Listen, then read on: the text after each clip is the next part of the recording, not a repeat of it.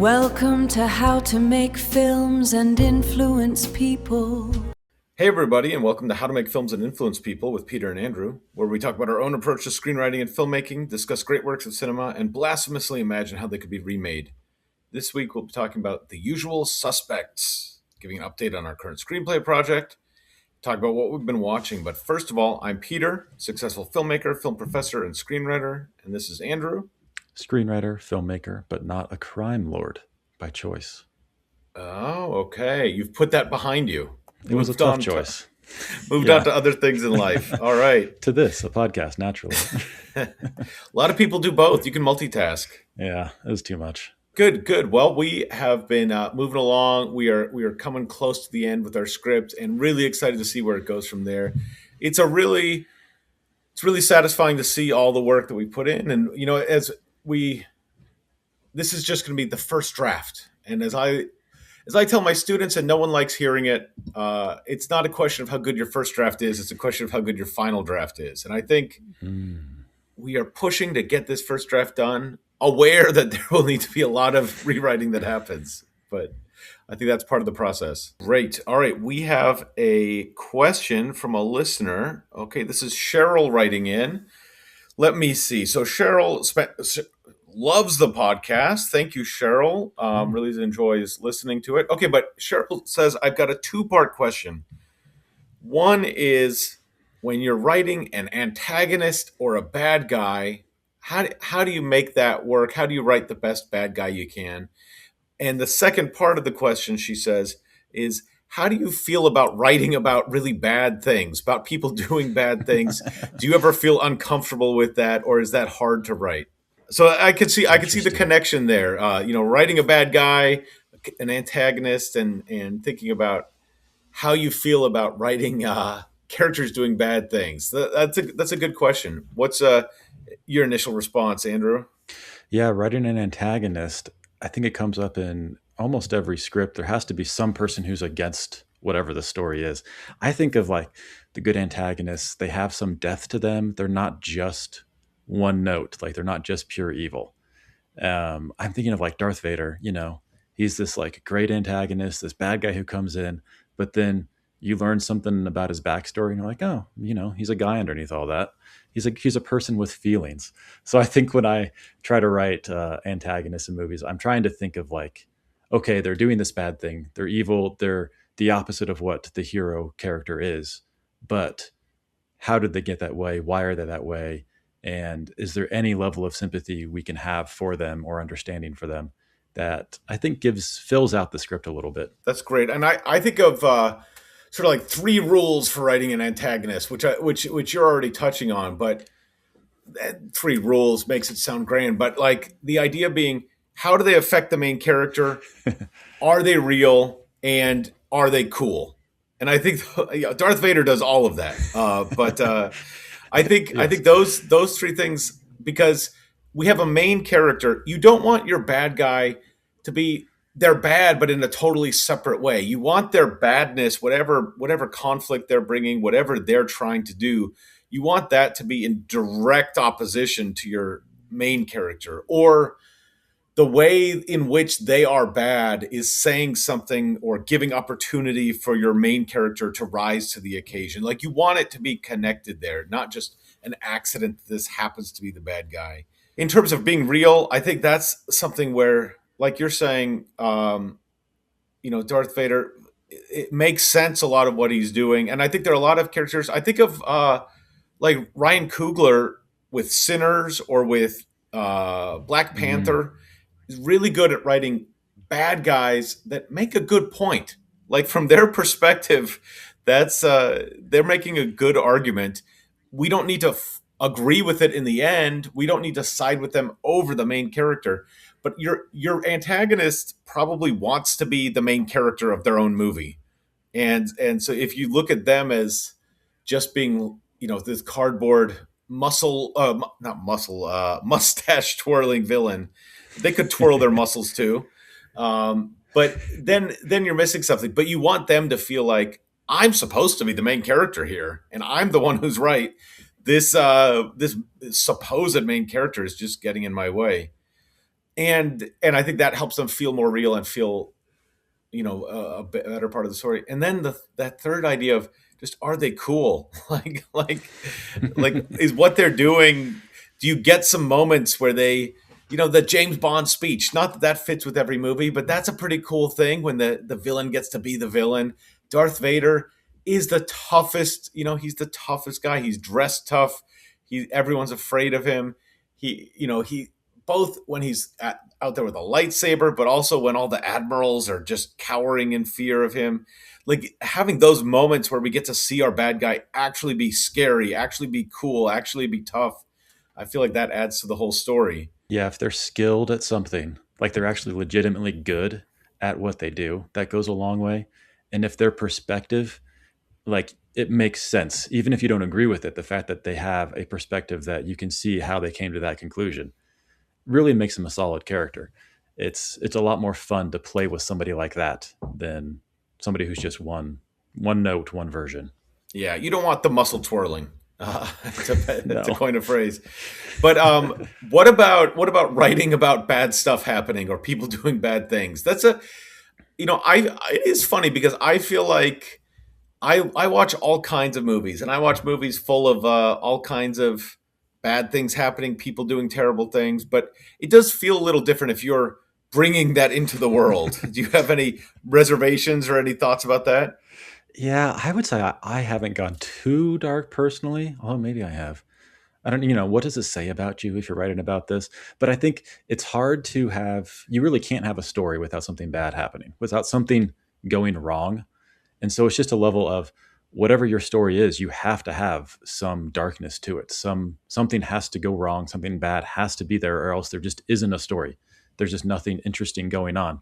So I don't think, I guess you can separate yourself from your story in a way and say, this is something that could happen. This doesn't say that I think this is a good thing or that I have experienced this myself, because this is all just pretend. I'm just making something up. So if you can separate yourself from it, I think that helps, and not to judge yourself for, going too dark or whatever it is, wherever you're going. Yeah, I think that you don't need to judge yourself. I think also you also don't want to pull too many punches. Like if you're writing a story where the bad guy's supposed to do bad things, then you got to go with that. And if you make them too soft, then that's going to undermine the story. But at the same time, if you're not really comfortable with that, there are lots of different kinds of stories that need to be told or that can be told. Mhm. So I think if you have a horror movie where the villain is like mildly mean to people, maybe that's pulling the punches too much. But if you're not comfortable writing all the slashing and the jumping out at and the horrible crimes being committed, then just write something else. I Mhm. think no one's forcing you to write something graphically violent. You don't have to have a cannibal scene in every one of your movies. It's okay to keep that out. Yeah, 2/3 of your movies, not Yeah, all of them. not all of them. Well, there we go, Cheryl. Great question, and I think that's exactly what we love talking about. Is just different approaches to how we work as writers, and what that actually looks like as we're bringing our ideas to the page. So, thank you. What have you been watching? And now, Andrew, what have you been watching? I watched this great movie called Hardboiled. It's a 1992 Hong Kong action movie. It's done by John Woo, who's kind of famous for his action choreography. And this thing just goes off the walls in terms of action. It's got everything you would want in a 90s action movie. It's got the fog machine going. It's got every person who dies, it takes them at least 10 bullets to kill them. It's kind of based around, there's these two cops. There's one main cop, and he's this cop, and he goes in, to a building. He's going to save the day, and there's just bad guys everywhere. And of course, he kills all of them.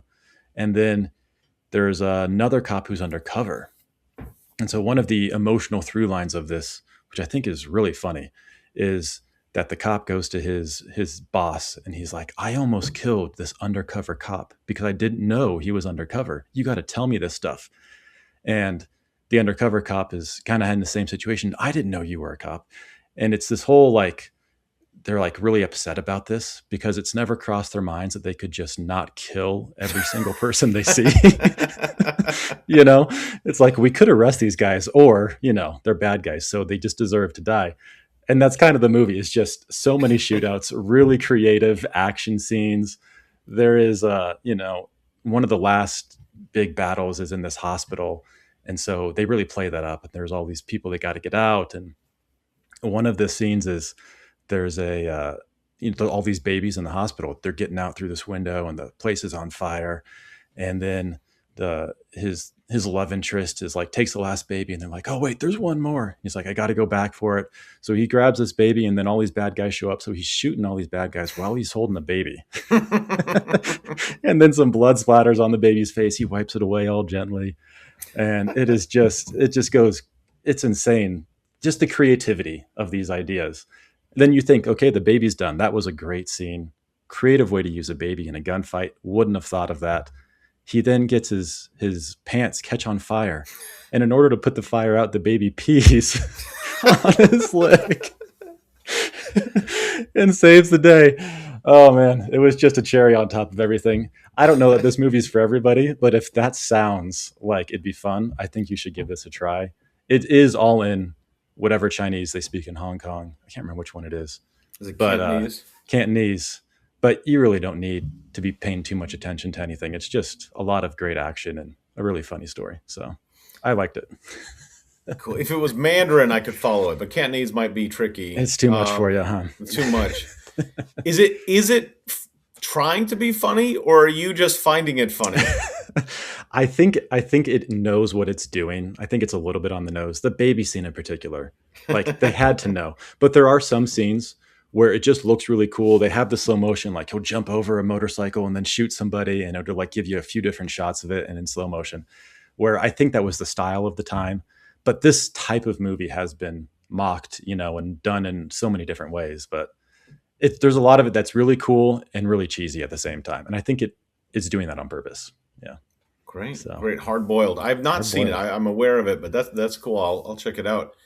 I watched this week Glengarry Glen Ross. So, you know, thinking about there some great actors, some overlap with the movie we'll be talking about this week, The Usual Suspects, but also I've been showing it in my prison class, coming to the end of my semester with my prison class, and that's pretty.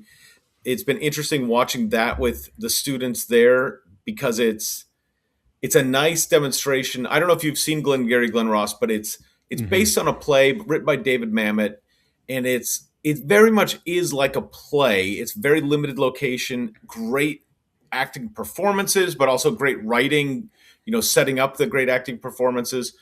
And it basically is about a bunch of salesmen, like they're selling real estate, and there's a new sort of initiative that we're having a sales competition. The top prize is a Cadillac, second prize is a set of steak knives, and third prize is you're fired. And everybody who's not in the top two gets fired. There's a famous, really fun speech by Alec Baldwin, he appears, he makes this one amazing speech, and then he disappears. Mm-hmm. And then it's all about the salesmen who are struggling in various different ways. Great performances. Jack Lemmon, Al Pacino, Alan Arkin. Yeah, and so it's just great. And Kevin Spacey. Great performances. And what the reason I was showing it to the class was the other film that we watched in this prison screenwriting class was Die Hard. And that one is so much action, you might forget or not notice how well structured it is as a film. Mm-hmm. And then Glengarry Glen Ross, it's all dialogue. There's basically no action. It's all dialogue, and yet so much is happening. And I think that's a really interesting, exciting thing about it, that it's just showing how much character we can see, how much story can happen just through dialogue if you do it right. And so I actually hadn't watched it in a few years before, just recently, and it's well worth the watch. I think Glengarry Glen Ross is a great one. Yeah, I haven't seen that movie in a few years now, but just thinking back on it, I think you're right, because I think of that movie as being very like high energy and intense, But if it's just talking, but it gives you that feeling as if it's like an action movie, but it really isn't. It's really well done. Like I feel like if you watch like Before Sunrise, great movie, a lot of talking, and it feels like a movie with a lot of talking. Yeah. And that's not a bad thing, but that's how it feels. I feel like Glengarry Glen Ross, you watch it, you didn't even realize it was just talking because it feels like there's so much happening. Yeah, that's really, when you think about that, that's how did they pull that off? I guess if it's based on a play, a lot of movies based on plays have a lot of energy to them when they transfer them over into a movie. I don't know if that's part of it, but I'm sure you talked about this in your class. Just have, yeah. Well, and sometimes the students are writing screenplays, but also stage plays, and it's a little bit of like they're more interested in movies, but it's going to be hard for them to make a film, whereas being able to put on a play is potentially possible for them. But so when you're writing a play, you're so limited in what you can put on, like how many locations you have, special effects, even things like close-ups. You don't have that. So it all has to be like they're in the sort of wide shot performance from the actors with the text. And so I think there's just nowhere to hide. You have to really deliver if you're going to write a good play. And so when those translate to movies, I think that works. Sometimes they're not that visually interesting, but the dialogue has to be good or else it wouldn't be successful. Yeah, that makes sense. Anyway, so there we go. So Hardboiled, Glengarry Glen Ross, some action of the ridiculous John Woo. Are there doves flying? Do doves fly out of anywhere? I don't remember doves. You know what? It might be missing doves. That might be the only thing that it doesn't have. Maybe that was pre-doves, and then he introduced the doves later. Yeah, introduced those later. But we've got two action-packed films, one with more shooting and babies than the other, but pretty good. Hey, Peter, what time is it? 11:47? Wrong. It's lime time. That's not a real time, Andrew. It is now, thanks to Duncan and Bliss's newest flavor, Lime Time. It's like regular lime, but with more time. What does that even mean? Nobody knows, but it tastes incredible. Tangy, creamy, and scientifically proven to make you 23% more punctual. That statistic sounds made up. Everything about Duncan and Bliss sounds made up, but the flavor is real. So Lime Time ice cream can actually slow down time itself? It can't alter time, but it can alter your taste buds. Duncan and Bliss Lime Time, because it's always the right time for an absurd amount of ice cream. All right, so our film of the week, The Usual Suspects. What can you tell us about this, Andrew? The Usual Suspects, 1995, directed by Bryan Singer, written by Christopher McQuarrie, and little synopsis here. Held in an LA interrogation room, Verbal Kint attempts to convince the feds that a mythic crime lord, Kaiser Soze, not only exists, but was also responsible for drawing him and his four partners into a multi-million-dollar heist that ended with an explosion in San Pedro Harbor, leaving few survivors. Verbal lures his interrogators with an incredible story of the crime lord's almost supernatural prowess. And I've seen this movie before. I know you've seen it before. This is a movie that I think a lot of this movie depends on this reveal at the end, this little twist that comes at the end. And if you haven't seen the movie, you should definitely watch it before listening to this. But that twist at the end, I felt like the first time I watched it was such a big part of the movie. And I wondered going into the second time, having seen it, knowing who Kaiser Soze is, what this whole thing is, if it would still hold up. And I found myself really having a good time with this movie, really enjoying it, even knowing that twist. Even though the first time I watched it, I thought that was why I liked it. Did you find that to be the case with another rewatch of this movie? How much of the twist really matters? Yeah, I mean, the twist matters a lot. It matters a lot, but I think what makes The Usual Suspects so successful, although I do think that there's a discussion to be had about, is it just a big cheat and a waste of our time? I think there's an argument to be made that the movie is just a waste of our time, but in the sense that it's not a waste of our time and is instead brilliant. It's kind of one or the other. It's either a total waste of our time or it's brilliant. But I think that what works so well is that the twist happens and it totally makes you understand everything that has happened before differently. but the movie was working well before then. Mm-hmm. And in fact, it seemed like a big twist was coming and gets revealed, and it turns out that's not the twist that's actually Right. coming. I mean, Yeah. and we'll go into this because again, we just got to spoil it because that's There's the no way point of this around it. discussion. So Yeah. so don't listen if you haven't watched it. And I honestly think, actually, and just in the sense of spoiling, I mean, I think there was a time when spoilers, people talk about, oh, don't spoil anything. Oh, I didn't even know that Jim and Pam were going to kiss in this episode. And what, I don't know. It's like every little thing is a spoiler. But there was a time when, it was like a huge deal. Like The Usual Suspects was one, Fight Club was one, The Sixth Crying Sense. Game, The Sixth Sense. Mm-hmm. Movies where there's a big twist and it's sort of like a secret that the people who've seen the movie are inside the club, and if you haven't seen it yet, you don't know. And I think things have changed. We both treat everything like a spoiler that you can't talk about, and I don't feel like there are as many big giant secret things, because it used to be literally, if you hadn't seen the movie yet and you didn't know somebody who'd seen the movie, you wouldn't know what had happened. Now, Mm-hmm. even if you're trying to avoid it, things will just pop up on the internet that are Yeah. discussions of what happened. It's too hard to avoid spoilers these days. I remember having not seen The Sixth Sense until like 6 years after it came out, and didn't get spoiled for me. I was like, "Whoa, that's how."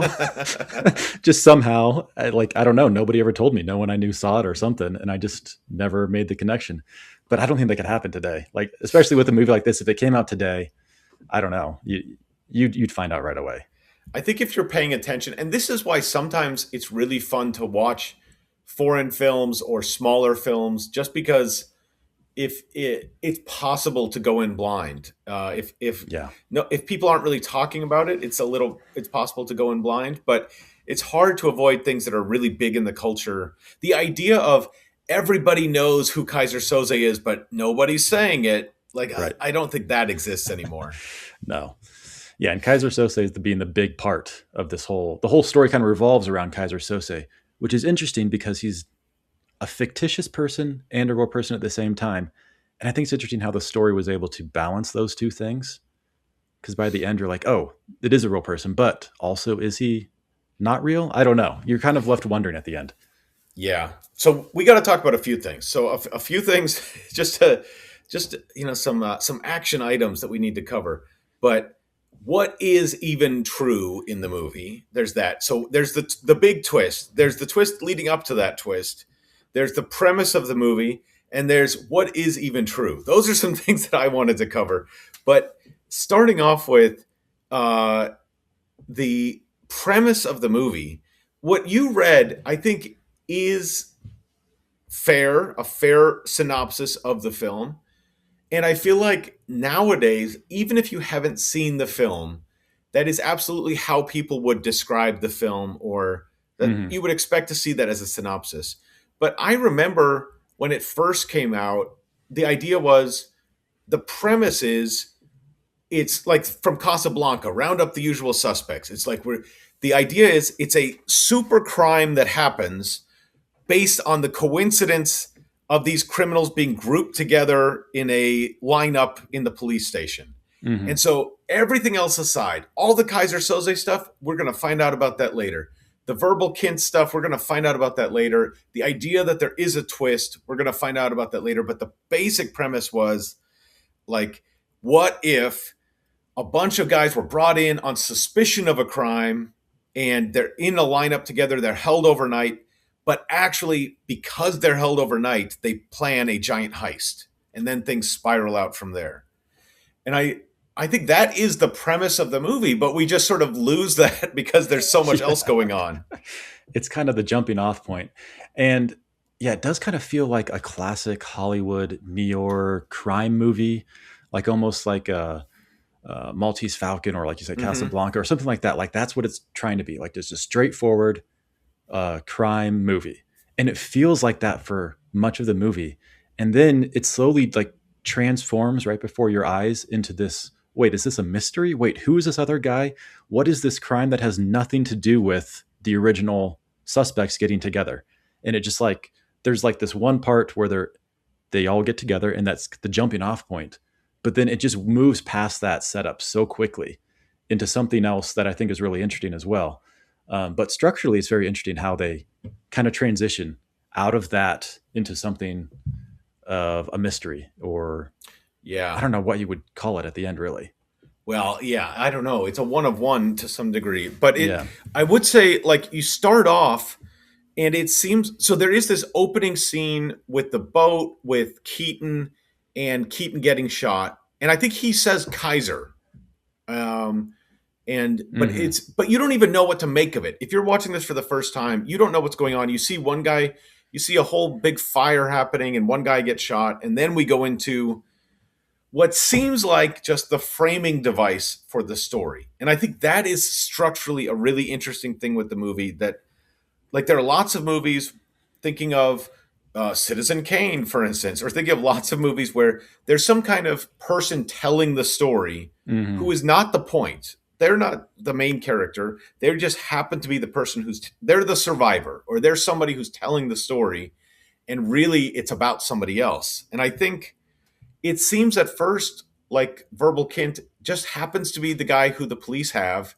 And really, it's an ensemble about all these criminals who've been brought together. But really, Keaton is going to be the main character because he's the guy who, I guess, he has a big criminal past, but he's trying to go the straight and narrow. He's trying to build up a business. He has a fiance who's a totally respectable woman, and he gets disrupted in the middle of a business deal to get arrested for this crime at the beginning of the film. And it seems like he's really the main character that we're going to hear about through Verbal Kint. And I would say the movie largely follows that. It seems like he is the main guy that we're following. I think when you've finished the movie and realized everything that was happening, it's easy to forget that. But I think Hmm. Keaton really is the main character of the movie for most of the movie. Yeah, and he sets it up that way too. And the way that Verbal talks about Keaton makes it seem like he thinks he's the main person too. So you have Verbal who's talking to the police, and you have Verbal also being the narrator. So it's basically everything you hear is from Verbal's mouth. He's explaining why everything happens, who everybody is. And so you think the way he's explaining it, he's acting as if Keaton is the main guy of everything. And I think that goes a long way in helping the audience get in the same mindset as the police officers, because the police don't know what's going on either. And so you kind of want to be in the same position they are. You're figuring this out as they're figuring it out. And that's more fun that way. But that use of the having him be the narrator, I thought was interesting. There's not many movies who use narrators anymore. It seems like a big thing in the 90s, but like it does help a lot just to give you the sense of this is a trustworthy guy. And then they flip it to where the narrator is the most untrustworthy guy you could have had, which is also fun. I mean, and the movie is just like a twist on a twist on a twist, because I think that, like, just that idea of we're going to have a narrator, but then there's this underlying question of why is he the narrator? Or does he matter as a character? Or Hmm. is he just there to be a narrator? And that's kind of because there are plenty of movies, and you're right, it's not as common nowadays, but there have been throughout history, there have been movies that have a narrator or have some kind of framing device. The Notebook is another one, different movie than The Usual Suspects, but it's got this sort of framing device of, like, how does the way in which this story is being told, like, does it actually Hmm. matter the framing of it, Yep. or is that just a convenient way? Saving Private Ryan, another one that has sort of a framing, and I would say, like, in Saving Private Ryan, we get this idea that Ryan is an old man coming back to Normandy with his grandkids and stuff.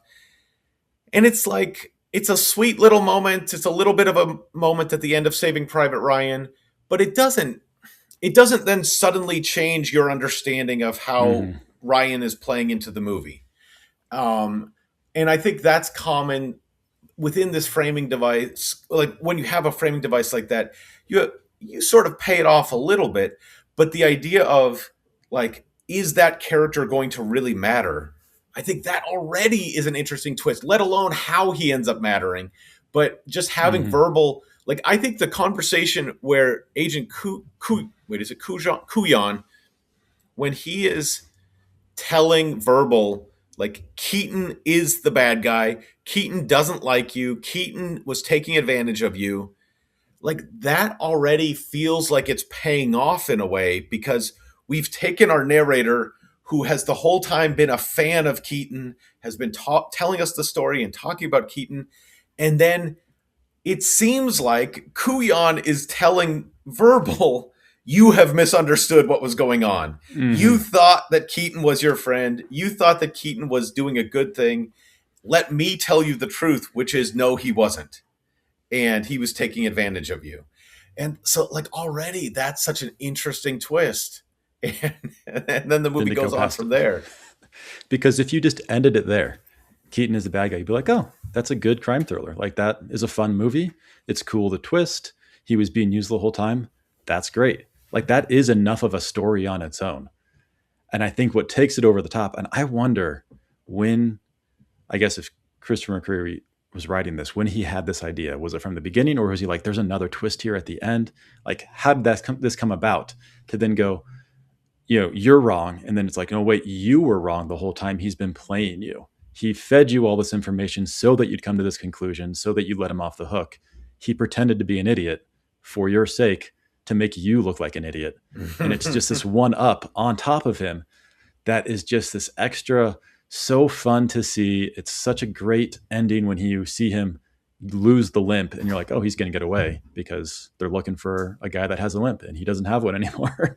And he's been doing this the whole movie, that this whole time he's been playing not only the cops, but also us as the audience, because he's been the narrator. And so we feel like, oh, we're also dumb.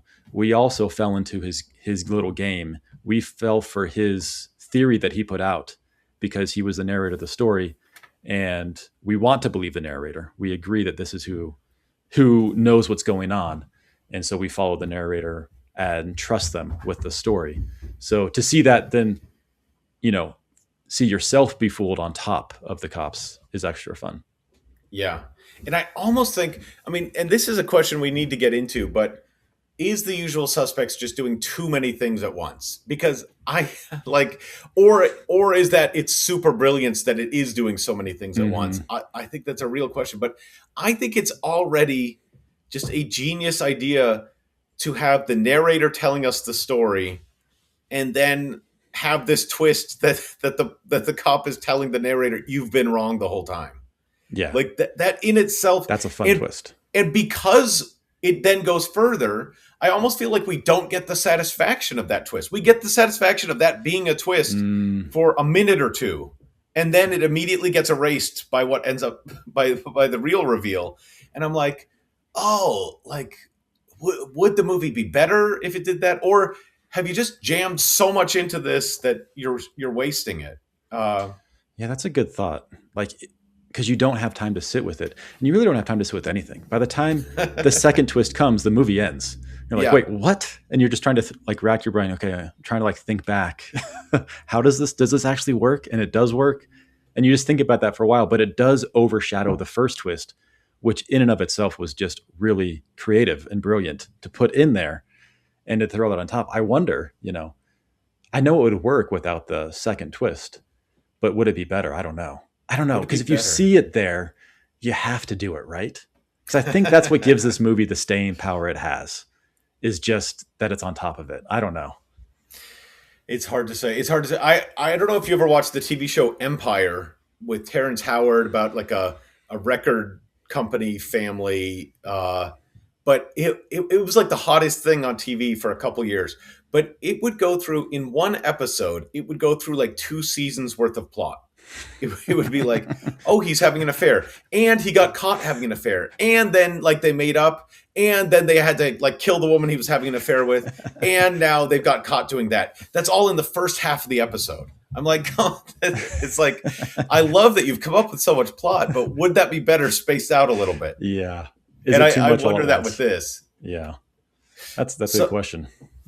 So, a couple other things with The Usual Suspects.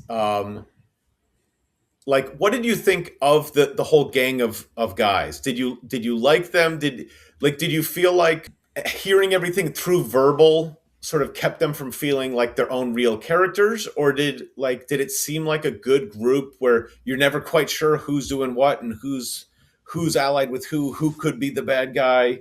How did you feel about the actual group of guys? I thought the group as a whole was a fun way to like these guys all have personalities and characters, and it seems like they're building up to these guys doing a lot with them, like almost like an Ocean's 11 type thing where they're all going to have this crucial integral part to pull this thing off. And they really don't play all that significant of a role outside of Keaton, who seems to be the main, guy that you follow around. To where I remember when the Benicio del Toro character, Fenster, Fenster? yeah, when he dies, you're like, I didn't really care Yeah. too much. You're like, yeah, they have to kill somebody eventually. I guess he was the one. Although I liked his character a lot. I thought he was, of the characters there, he was the funniest one, like the most personality to him.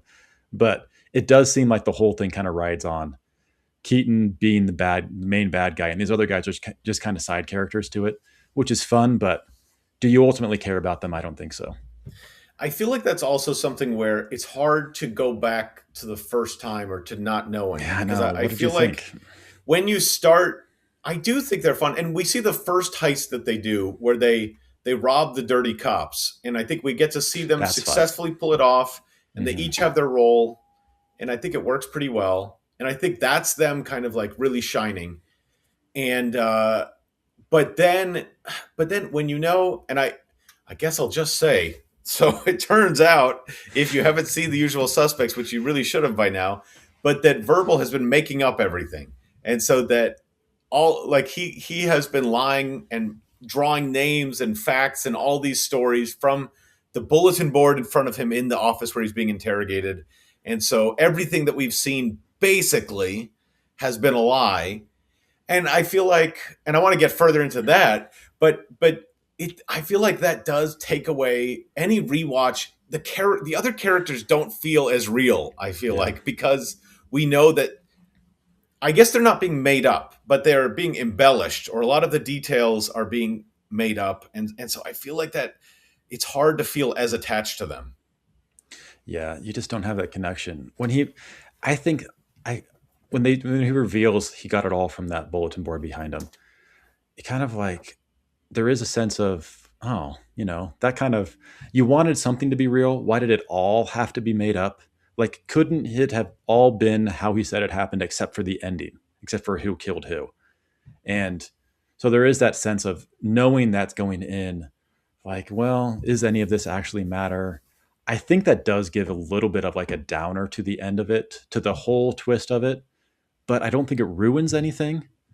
I don't know. It's tough to wrap my head around like how I really feel about that aspect of it. It's tough because I think you could make an argument that it ruins everything. Like, I Hmm. feel like you could make that argument. That's not my that's not my primary argument, and I do love the movie, so I wouldn't say it ruins it. Yeah. But I think you could argue that. But what? So one thing I wanted to touch on was what is true in the movie, because I think there are some things that are true, and I think part of what the movie, as opposed to, beyond just being a fun plot thriller with the twist, I think part of what the movie is exploring is like, how do we tell stories, reliable narrators, unreliable narrators, where are we getting our meaning from, all of those kinds of things, and like, what do we as an audience accept as truth.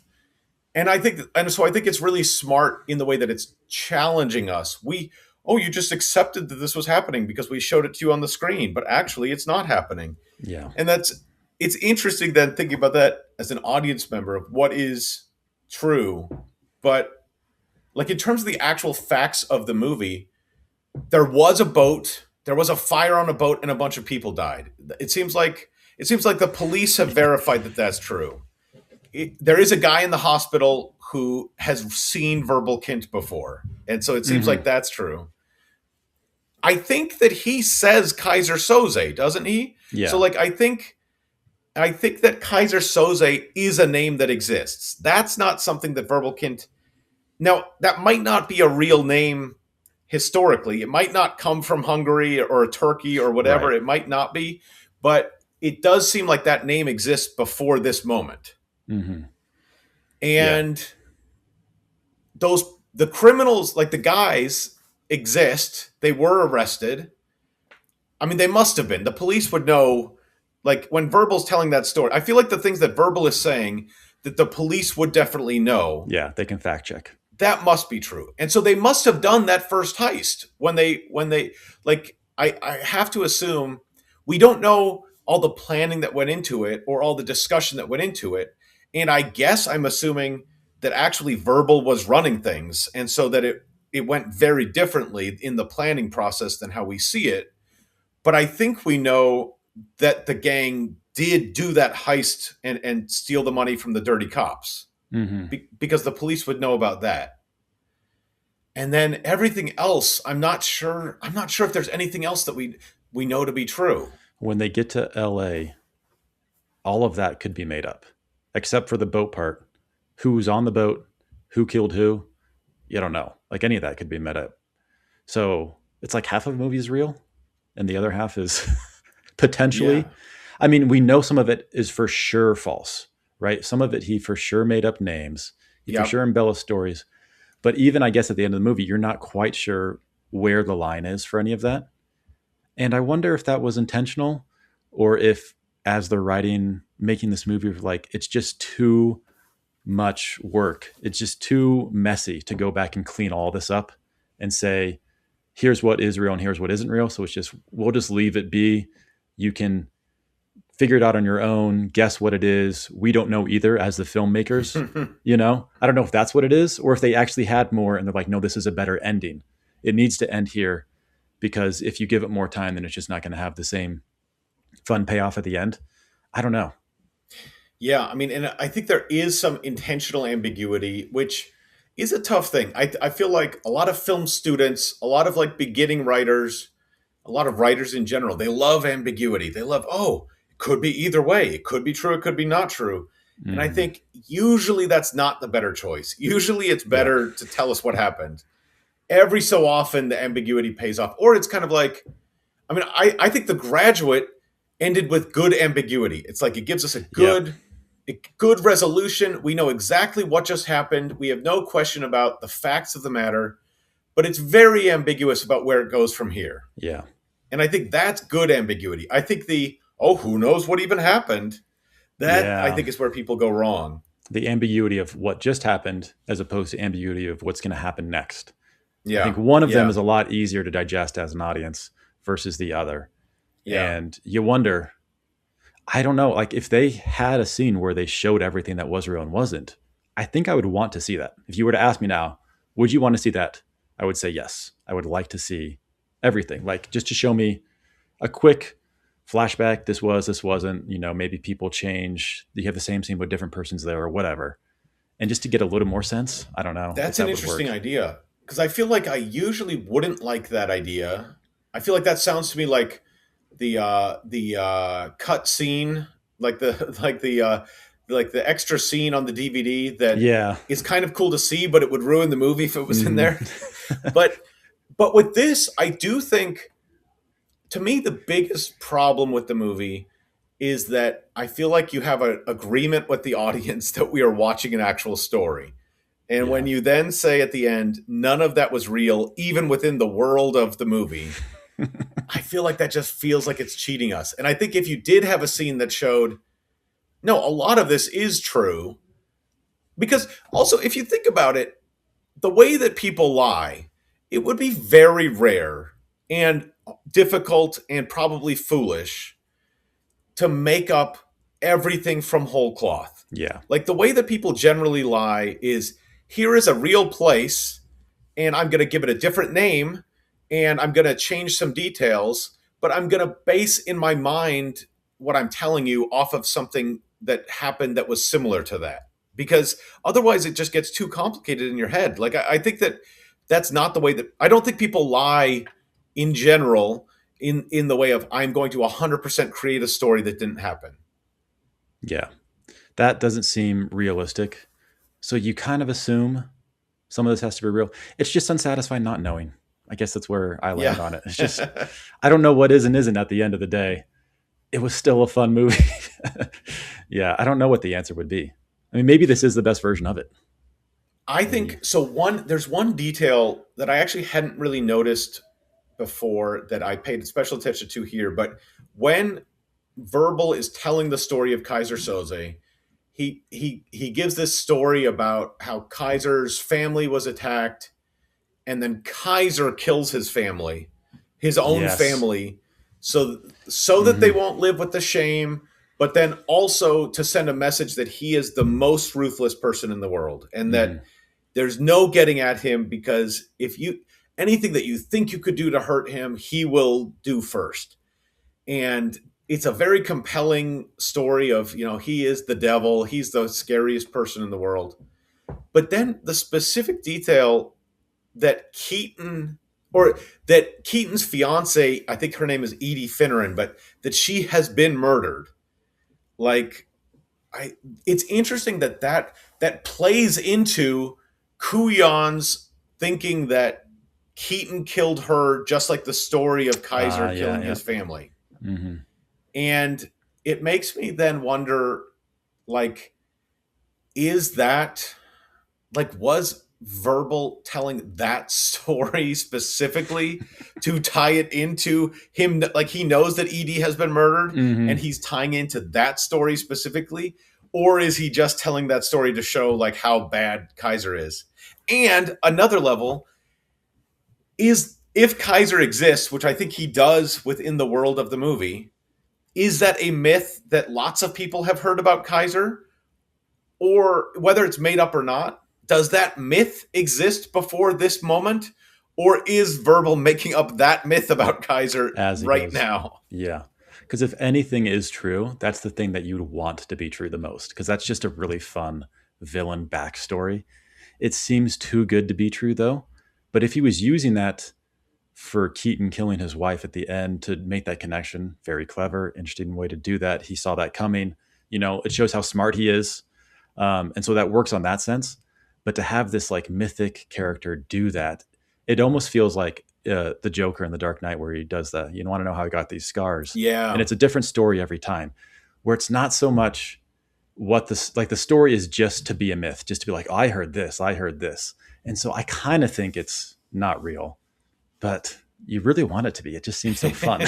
it's it's a dark fun. Yeah.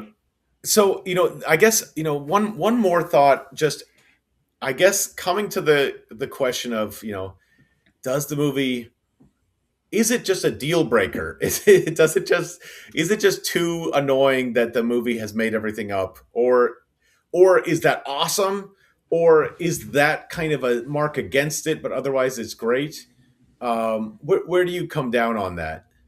I think it is a mark against it, but I don't think it holds the whole thing down because I think those both twists are so good that it makes up for everything and then some, to where the movie still feels really satisfying even without that. If it was all that at the end, you're like, oh, it was all made up and we don't have any twists, I think it hurts a lot more. But with the twists, I can get over it. I think it holds up. Yeah. Yeah, I mean, I guess I would come down the same way. I think it's also an interesting look at, like, when you're making a movie, there's a whole question of whose perspective are we seeing, and sometimes, and that's something you Mhm. have to decide as a writer and as a director, like, which, because sometimes you will have, in a movie, you will say, like, we are only going to be in scenes where this character is present, and if that character isn't present, then we aren't going to see it. And that, a lot of times people don't think of this as movies, because when you're reading a book, you think of like a first person or third person. We don't think of it as strictly that way in movies, but it is something that you have to decide when you're writing. Like, are we going to just see a lot? We're going to see the good guy, we're going to see the bad guy, we're going to see all the different side characters. Or it's a totally legitimate choice to say, if the main character isn't there, we're not going to see it.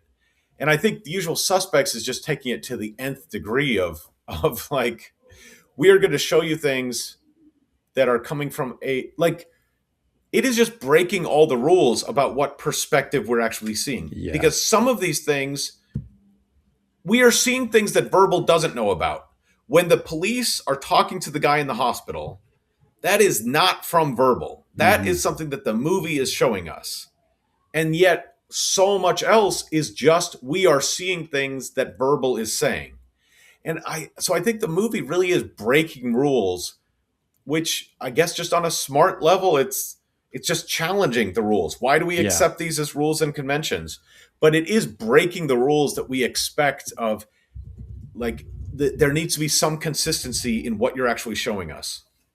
Yeah. And I don't know if this was one of Chris McCree's earlier, it's got to be one of his earlier I think it's one of screenplays. his first or the first, maybe. Because this seems like the type of screenplay where you would read it and be like, oh, this guy's got it. Like this would read really well on the page. I think that it all fits together so well because he's gone on to make, all those Mission Impossibles, the new Top Gun movie. He's like the only guy that Tom Cruise wants to work with now. Right. He's so good at action movies. But they all have these elements that all work together at the end. And so he's really good at piecing everything together to make a really exciting story. Um, and obviously it shows in this script. And so I think I would guess this script, being one of his earlier ones, is just kind of like a showcase of look what I can do. And it Yeah. works really well. And it's just so fun. You don't want to change it, but it really doesn't follow all the rules. And I don't know that this is something you'd want to follow if you were writing a screenplay and be like, make it like this. It's tricky because I think this could be the best example of what to do if Yeah. you're writing a script. It set him apart. Yeah. It really set him apart. Yeah. So I guess my final verdict is I think it's doing so many things so well that I think it is a great film. I feel like I don't see too many great films where there's still a looming question of, is it just bad? Yeah. But I guess Jackass 3, that's another another great work of cinema that might just be bad. But I feel like this one, I would say that it works. There is a mark against it, but that in general, I think it's telling a good story. It has a good, solid premise. And then it has these twists that are just like a masterclass in twisting, maybe too far, but really interesting setup twists. And I would say it actually is working. I don't know that it's saying something about society as much, which is something I look for in a great film. I don't know that it's really saying that much on a societal level, but I would say it's challenging some of our expectations about cinema and about storytelling. Yeah. And I think that makes it really worth seeing. Yeah. There's a lot to appreciate about it. The shortcomings, they can be overlooked because there's just got so much going for it. Yeah. That really works well. How would you remake it? So now, if the studios wanted us to remake it, and we were going to do a family version of The Usual Suspects, how would you approach that? I think you could have fun with this because so much of it could just be made up imaginary stuff. I was thinking you do this at school and you have a kid in detention. You start off like the usual suspects that always get in detention. This one kid's telling his story, and you have all these flashbacks of at recess or planning to prank this teacher or whatever they're doing. And you could have fun with that of what you're showing.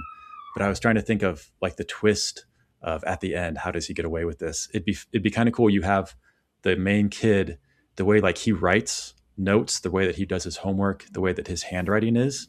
If it's like this pretend handwriting for everything at school, and then like the notes that he's passing between people to like get all this stuff worked out is a different handwriting or something, and so it can never come back to him.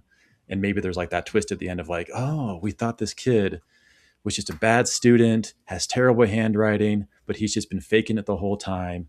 And he's actually a lot smarter than we think he is. And he's pulling one on over everybody at the school, all the teachers, because he's got this whole like scheme going where he's passing notes to and from people to plan all these heists or whatever they're doing at school. Something around there could be kind of fun. I think this really could work well as a family movie, just because I think like the core elements of what really set it apart aren't tied to the violence and the killing. Really, it's more the storytelling.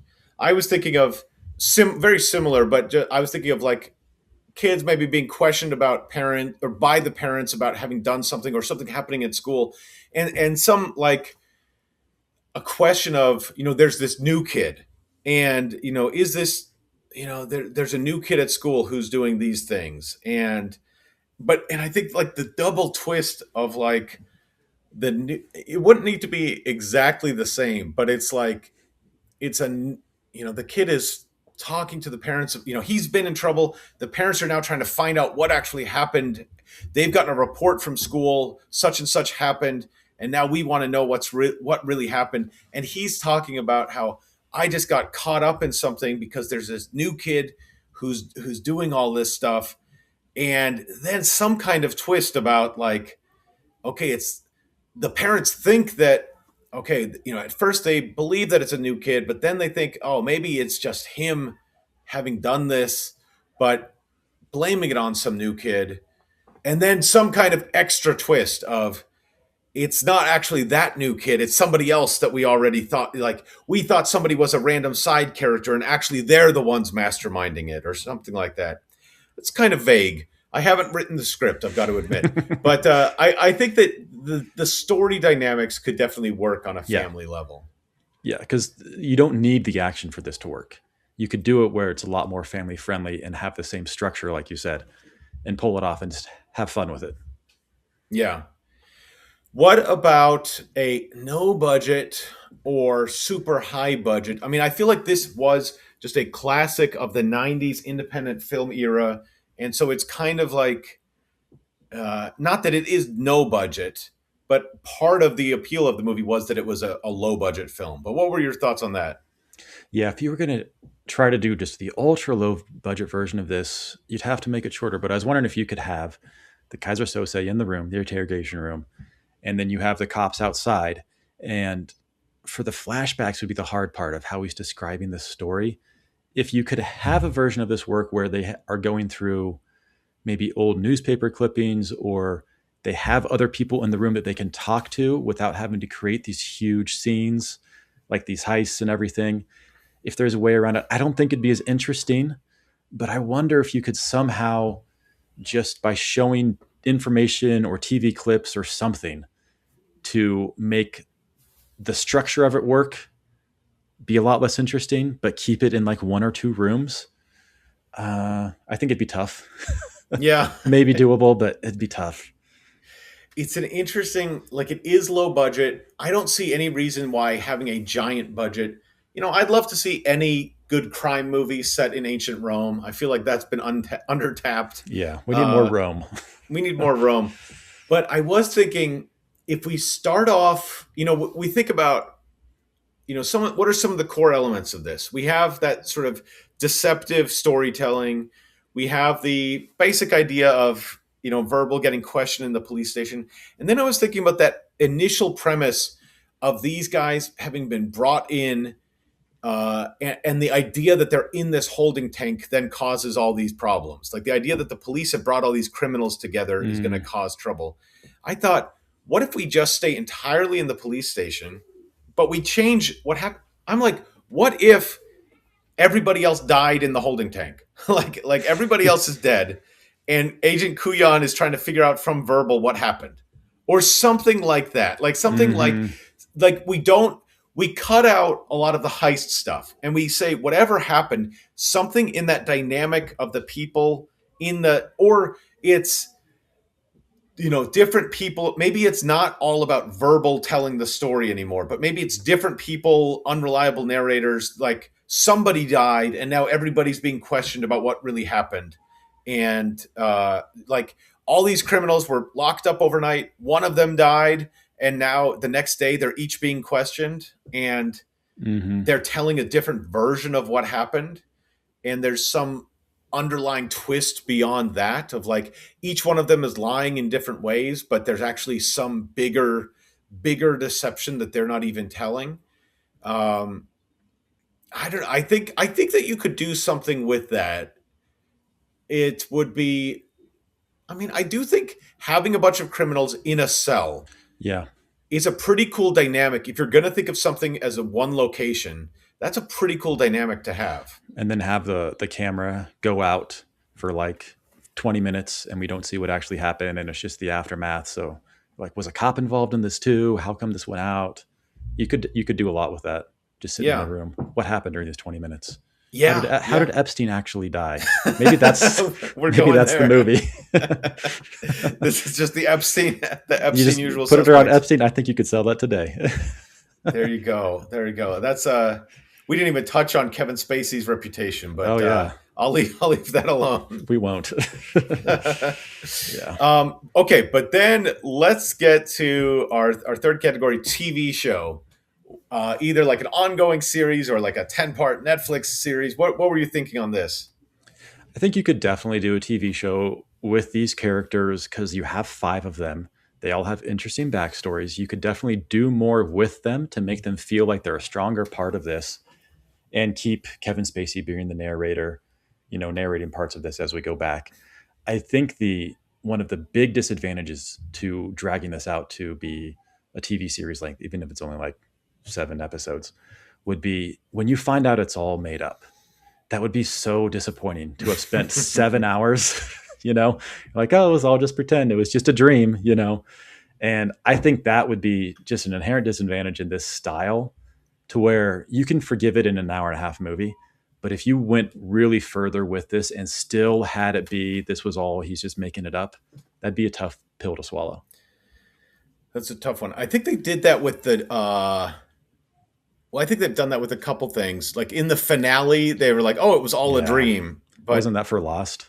I think. Well, Lost. I never watched Lost. I couldn't get past the first season. I didn't start it until it was already over, and then people were like, "Oh, it's an unsatisfying ending," so I didn't even want to start it. But the Bob Newhart, I think it worked. In a comedy, it's less of a. But there was the Bob Newhart show, and then later there was another show, Newhart, and they ended the series Newhart with him waking up in bed back with his wife from the Bob Newhart show, as if the entire series of Newhart had just been a dream from the Bob Newhart show. Yeah. As a comedy, that could work.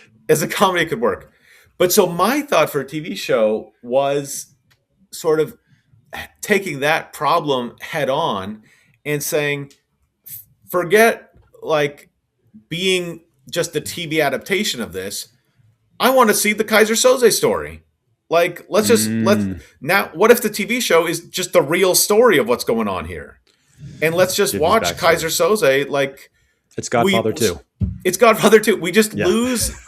Yeah. But it's like, it could be the backstory. It could be what happens next, but it's like, but it's basically like, let's just stick with the crime part of this and forget the storytelling aspect of it. Like, if we're talking about what is essential to this movie, if we just move past the idea of we're going to be playing with the bounds of how stories are told, and we just say, no, we're just going to explore this crime boss, Kaiser Soze, and all the shenanigans he's getting into.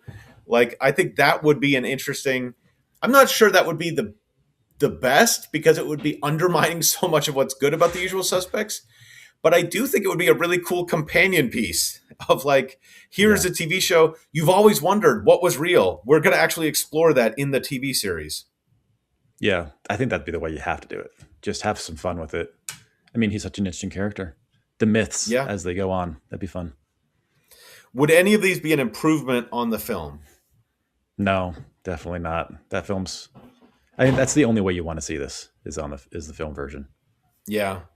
I think you could do the family version and still have like a lot of that work, just with less violence and whatnot. Yeah. If the storytelling mechanic is the same, but I think that this is a really good film, and I do think it's frustrating. I think you watch it the first time and you're like, I can't believe it. That's the best film ever, and then you think about it and you're like, wait, what was I even watching then? Yeah, but exactly. It's almost like you need to watch it 3 times. Yeah. to just sort of like have a little time to digest it, and then be disappointed by it, and then come back around to appreciating what it does well. Yeah. Just enjoy the ride. Yeah. Enjoy the ride. And the fax machine coming in at the last moment. Yeah. That's good timing. That's a good climax. It works. Always a fax machine when you need it. Thank you for joining us on this episode of How to Make Films and Influence People. Check us out at howtomakefilmspodcast.com, and we will be back next time.